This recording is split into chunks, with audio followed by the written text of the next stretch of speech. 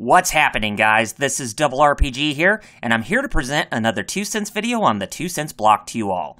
October 27th finally arrived, not too long ago, and 3 big-name games came out. Assassin's Creed Origins, Wolfenstein 2, The New Colossus, except the Switch version, which will come out in spring 2018, and most importantly, Super Mario Odyssey. The last game I mentioned is the one that will be talked about in this video.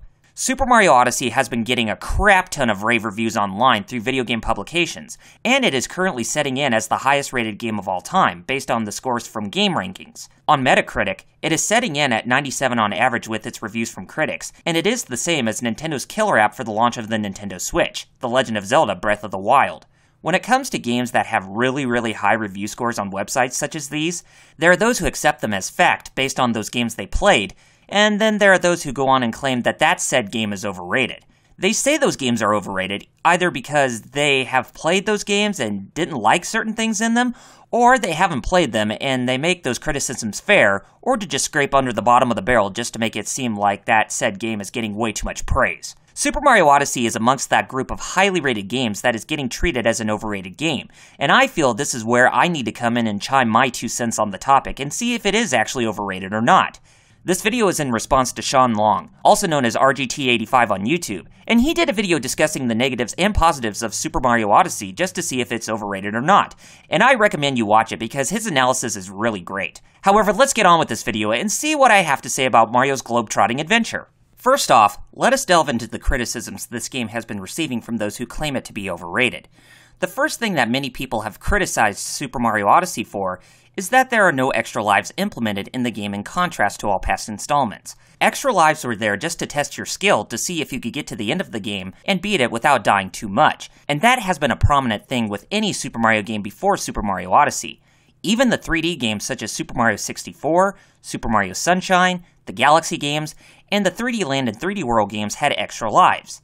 They remained true to the purpose to test your skill and see if you could beat the whole game without dying too much. Super Mario Odyssey ditches the extra lives mechanic to make the experience seem more seamless and ongoing without feeling the need to get a game over. Instead of losing lives, you will lose 10 gold coins, as the gold coins in the game act as one of the forms of currency in the game, as you can go to the Crazy Cap shop to buy power moons, hats, outfits, etc. Anyway, that's irrelevant to this part of the subject, so let's move on. People say that omitting the extra lives mechanic completely makes the game feel like it is a more casual experience than one that tests your skill. I can see where they are coming from, but I have my counterpoint towards that specific argument. If you remember Banjo-Kazooie and Banjo-Tooie, the extra lives mechanic was in the first game, whereas the second game completely omitted that feature. However, the reason why the extra lives mechanic in Banjo-Tooie wasn't really necessary was because of how challenging the game is, more seamless than its predecessor, and how massive it was in its overall scope. Super Mario Odyssey feels like it keeps those things with what made Banjo-Tooie more superior than its predecessor in this game. I feel that there is challenge in the game from not only certain puzzles, but some of the bosses and platforming segments that appeared in the massive open worlds of each kingdom. It held my interest with no stop, as I didn't feel like I was being betrayed in thinking that Nintendo watered down the game for a larger audience, and that wasn't even the case, thankfully. If that was actually the case, then I can literally see where many people would feel that the game would end up being a more polarizing game than previous 3D Mario games. Fortunately, they made the game to appeal to both casuals and core gamers. By ditching the extra lives mechanic, Nintendo made it to where casuals who want to beat the game just straight through without locating all the power moons can do just that, while the core crowd can do the opposite and explore every nook and cranny at their heart's content. That is where I feel that criticism about the extra lives being gone as a valid argument, but one where I feel that not having the mechanic doesn't actually deter the whole experience. Secondly, the other criticism I heard from people is that there are no power-ups like red mushrooms to grow bigger, fire flowers to be granted the ability to shoot fireballs, a tanuki leaf to have a raccoon tail and ears, and those things where Mario games have always been so memorable for. This is one of the criticisms that I actually agree on. Not so much as a red mushroom to get bigger, but more along the ones that actually grant power-ups. I would say that this is a significant step back from Super Mario Galaxy 1 and 2, after the mass influx of power-ups were at your disposal so that each adventure could be ever more gratuitous and exciting. Super Mario 64 had the power-ups in the form of the 3 different caps that Mario could wear to get through all sorts of puzzles to gain power stars. Super Mario Sunshine's form of power-ups came in the form of the different nozzles that you could get for Flood, where each of them had their significant usage in gaining shine sprites. Super Mario Galaxy 1 and 2 goes back to having the many different power-ups like what we've seen in Super Mario Bros. 3 and the new Super Mario Bros. Games, as they too had their own significant advantages over the other. Now in Super Mario Odyssey, power-ups are completely omitted, as Cappy is the only thing you can use to have any sort of ability with capturing enemies to act like them and utilizing their own abilities. Granted, I could see where Nintendo is coming from based on this aspect, because capturing foes where Mario can become them have their own gameplay mechanics, with some of them harkening back to power-ups that appeared from previous outings in the franchise. For instance, capturing a Hammer Bro is like having the Hammer Bro suit in Super Mario Bros. 3. Capturing a Fire Bro is like being equipped with a Fire Flower in all of the games that use that ability. Capturing a Cheep Cheep is like having the Frog suit in Super Mario Bros. 3. Capturing a Glydon, you know, that big huge lizard with the gliders from his arms all the way to his legs, is like the Flying Squirrel power-up in New Super Mario Bros. U. For all the different obstacles and enemies that Mario can capture, some of them act like a power-up he wielded from previous games in the past, so I can see how Nintendo substituted that for there to be any power-ups in Super Mario Odyssey. I can see the argument being debatable, as both sides have their points and counterpoints over the other. The only thing I don't agree on is the omission of a red mushroom, because 3D Mario games with sandbox environments and not linear like Super Mario 3D Land and Super Mario 3D World don't even need that iconic item, since Mario has a life meter in all of those games. Besides, Super Mario 3D Land and World were like the old Super Mario games, but done in a 3D setting where the red mushroom is mandatory based on the circumstances in the gameplay. The third criticism I hear is that people believe that the motion controls deter the whole gameplay when using Cappy or when playing in 2-player mode. For those of you who don't know, using the right Joy-Con and swinging it will make Mario throw Cappy at enemies, and the enemies that players will capture have some sort of gimmick when the motion controls are utilized. They also think that because they added some motion controls, that Nintendo has not moved on from the days of the Wii, which everyone else has. This one I don't agree on. My counterpoint towards their argument is that the motion control gimmicks are completely optional. I mean, there are certain instances where they may feel very important to certain parts of the game, but they aren't fully mandatory because you can still play the game with just the Nintendo Switch Pro Controller, the Joy-Cons by themselves, or even when they are on the tablet to still enjoy the game as a traditional gaming experience. Nintendo most certainly has moved on from applying full-on gimmicks at 100% of their gameplay, as Super Mario Odyssey is like having them at 10% at best. The other 90% is more of a traditional gaming experience, like what you would play from Super Mario 64 and Super Mario Sunshine. The fourth criticism I heard about Super Mario Odyssey is that the camera is bad when in enclosed areas. I really haven't found any problems with the camera, as I would say that it is much better than Super Mario 64, since using the C buttons on the Nintendo 64 controller doesn't give on full control of the camera at all times. Super Mario Sunshine gave the ability of total control of the camera, and Super Mario Odyssey fits alongside that category.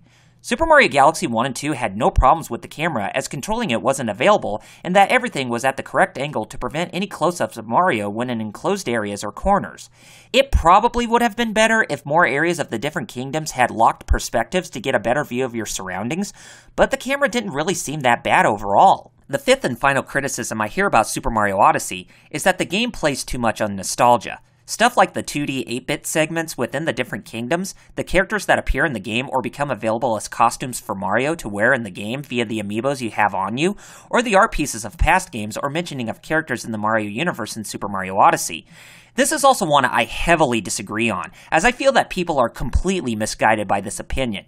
All the stuff that appear in the levels that I mentioned are not acts of nostalgia, but rather fan service to everything in relation to the Mario universe throughout all of the years of its existence. For example, New Donk City is supposed to be derived from New York City in the real world, but it has been reinvented in Super Mario Odyssey by adding in elements of fan service from the original Donkey Kong arcade game and all other Donkey Kong games, like the names of the characters that appear in Donkey Kong Country.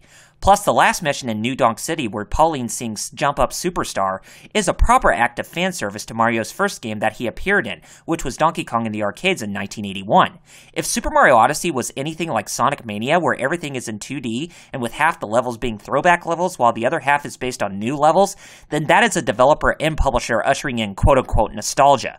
However, Super Mario Odyssey is mostly an original game that doesn't try to copy off everything of past games to a T, as its mechanics and fan service to past games in the many kingdoms actually keeps the game fresh without it going stale. That's the thing I really enjoyed about the 3D Mario games that act more as sandbox experiences, as they are always fresh and not just evoking nostalgia from left to right, like what they did during the days of the Wii, Wii U, the Nintendo DS, and the Nintendo 3DS. Super Mario Odyssey is a breath of fresh air, because Nintendo challenged the conventions of their past 3D Mario games done in sandbox settings, and created a game that didn't feel like a carbon copy of Super Mario 64, Super Mario Sunshine, and the Galaxy games. Super Mario 3D Land and 3D World is where I feel that Nintendo evoked too much nostalgia, because they felt like the traditional Mario games we saw on the NES and SNES, but not like the 3D sandbox games that are always fresh and not the same as each other.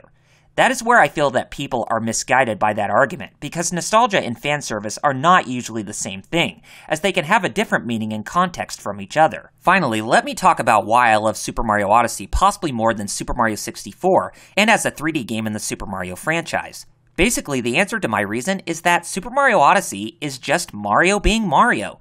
I think Super Mario Sunshine and the Galaxy games are more superior than Super Mario 64, but Super Mario Odyssey exceeds the 3D platform collectathon genre for the right reasons. Instead of being attached with collecting 120 to 242 different significant items like Power Stars and Shine Sprites, Super Mario Odyssey pushes the envelope by making the player experience what a 3D platform collectathon is supposed to be.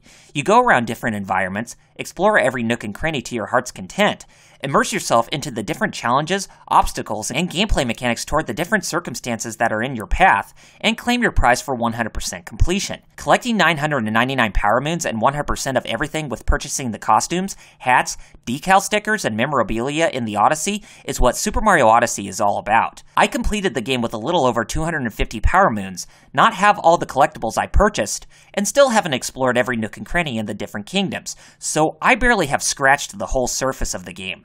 After this video is done, I plan on going back to Super Mario Odyssey and trying to 100% everything because the replay value is so high and addicting that I haven't had this much fun with the Mario game of that magnitude since Super Mario Bros. 3 on the NES. What Super Mario Bros. 3 did in surpassing the original Super Mario Bros., with it being the gigantic push in the evolution of 2D Mario games, Super Mario Odyssey is that to Super Mario 64, as it is a giant leap forward for 3D Mario games. Super Mario Odyssey doesn't rely on gimmicks, nostalgia, or symbolism with what makes the Super Mario IP so memorable, but it acts as the next step to keep the overall franchise relevant and fresh to shaping it up for an even brighter future going forward. So at the end of all of this, that one question still remains. Is Super Mario Odyssey overrated? With my reasoning said and done, my answer is absolutely not! I felt that Super Mario Odyssey is truly worth the investment for any gamer who enjoy Mario games both old and new, as there is a stature in its quality that cannot be matched. And I strongly do believe, much like many other reviewers and people I know online, that this game is hands down one of the greatest games of all time. I know it's a subjective opinion, as some of you will disagree with what I said on this, and I respect that. And who knows, maybe my opinion of the game will change over time, but Super Mario Odyssey is truly a platinum hit that no one should dare pass up. At least give it a try before making an honest judgment. However, saying this game is overrated is quite an understatement, because the risks that Nintendo took paid off, the game feels right for the premise it goes by, and the game plays right for a 3D Mario game. If you ask me, I feel that Super Mario 64 is more overrated than Super Mario Odyssey, because there are plenty of things that Super Mario Odyssey does more correctly than the Nintendo 64 game from over 20 years ago. I still like Super Mario 64 for its nostalgia factor, but I still have my problems with it in certain areas. With Super Mario Odyssey already released and strongly getting the praise it rightfully deserves, I am strongly optimistic about the future of 3D Mario games going forward, and am definitely looking forward to what Nintendo cooks up next for that line in the overall series. Great job, Nintendo. If I had to give your game a grade, I would also give it a solid 10 out of 10. It is definitely worth my time. And hey, I may end up reviewing this game for Christmas, but who knows? Anyway, that is all I have to say about Super Mario Odyssey, as I don't think it is overrated, even at the slightest. Now I want to hear from all of you. Do you share my sentiment with Super Mario Odyssey getting all the praise it deserves? Or are there some things you don't like about the game at all? If there are certain things you detest about this game, then let me know why. Also, please be civil, as we don't want any childish or nasty slander going on between each other, because that's the last thing I don't need to see in the comments of this video. Anyway, be sure to rate this video as well as leaving your feedback down in the comments. Also, be sure to hit that subscribe button underneath this video, as more support from you guys will mean that more content is coming from me in the future that you won't find anywhere else. Until next time, this is Double RPG signing off by saying Godspeed and game on, gamers. Have a good one.